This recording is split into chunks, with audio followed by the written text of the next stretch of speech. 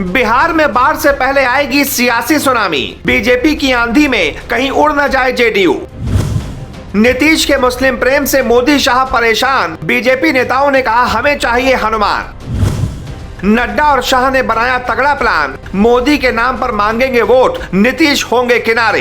बंगाल और झारखंड से पहले बिहार में इतना बड़ा खेल होगा कि आप सोच भी नहीं सकते। नड्डा और शाह की 3 घंटे की मीटिंग ने बिहार में बीजेपी का भविष्य साफ कर दिया है। अब नीतीश ज्यादा दिनों तक बड़े भाई की भूमिका में नहीं रहने वाले। जिसकी जितनी हिस्सेदारी होगी उसकी उतनी भूमिका वाला फॉर्मूला बिहार में लागू होने वाला है। हम आपको पहले बीजेपी के मिशन बिहार के सबूत दिखाते हैं, फिर बताएंगे कि कैसे नीतीश को साइड करने की प्लानिंग चल रही है। 30 और 31 जुलाई को बीजेपी के 2 कद्दावर नेता जेपी नड्डा और अमित शाह दोनों पटना में थे, जहां बीजेपी राष्ट्रीय कार्य समिति की बैठक हुई। बैठक में शाह ने कहा कि बीजेपी का हर नेता, विधायक और मंत्री क्षेत्र में जाए, वहां जाकर सिर्फ अधिकारियों के साथ मीटिंग करके न लौटे, क्षेत्र की जनता के पास जाइए और मोदी सरकार की नीतियां बताइए। कहा गया ये तैयारी साल 2024 के लोकसभा चुनाव को लेकर थी, लेकिन 2 दिनों तक पटना में रहने के बावजूद न तो शाह नीतीश से मिले और न ही नड्डा। जब गठबंधन में दरार आती है तो ऐसे ही दूरियां पड़ जाती हैं। इसीलिए सियासी पंडित कह रहे हैं बिहार में बड़ा खेल होगा। दरअसल नीतीश का मुस्लिम प्रेम बीते कुछ महीनों में खूब बढ़ा है।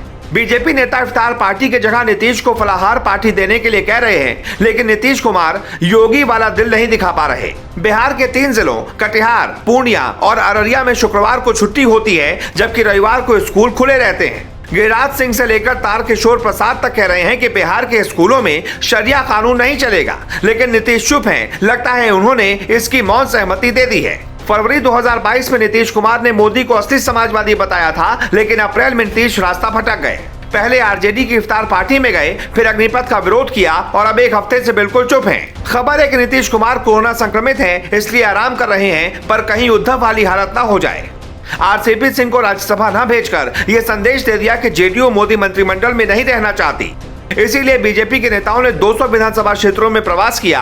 अब कह रहे हैं कि नीतीश ही सीएम रहेंगे, लेकिन जेडीयू अध्यक्ष ललन सिंह का दावा है कि उनकी पार्टी 243 सीटों पर चुनाव लड़ने की तैयारी में है। इसका मतलब है कि गठबंधन टूटने की कगार पर पहुंच गया है। बीजेपी के पास जेडीयू से ज्यादा सीटें हैं। कुछ नेता अपना मुख्यमंत्री चाहते हैं। बीजेपी गांव-गांव तक बिहार में पहुंच बना रही है। नड्डा के रोड शो की भीड़ इस बात का सबूत है।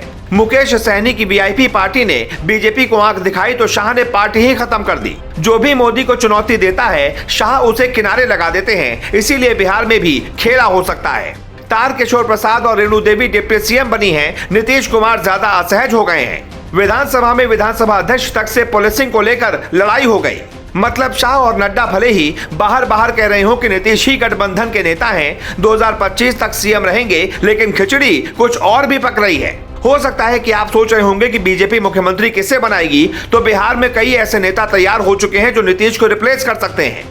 ऐसी चर्चा है कि कुछ दिनों तक बीजेपी और जेडीयू नेता तीखी बयानबाजी करेंगे, उसके बाद नीतीश कुमार चुप्पी तोड़ेंगे और सियासी नफा नुकसान देखकर या तो खुद किनारे हो जाएंगे या फिर 80 सीटों वाली आरजेडी के साथ चले जाएंगे। हालांकि आरजेडी के साथ दोबारा जाना नीतीश की सबसे बड़ी भूल साबित हो सकती है। बेहतर यही होगा कि बिहार को अब नया चेहरा मिले जो नए मॉडल पर काम करे और बिहार को बाढ़, सुखाड़, गरीबी और बेरोजगारी से मुक्ति दिलवाए। Bureau report.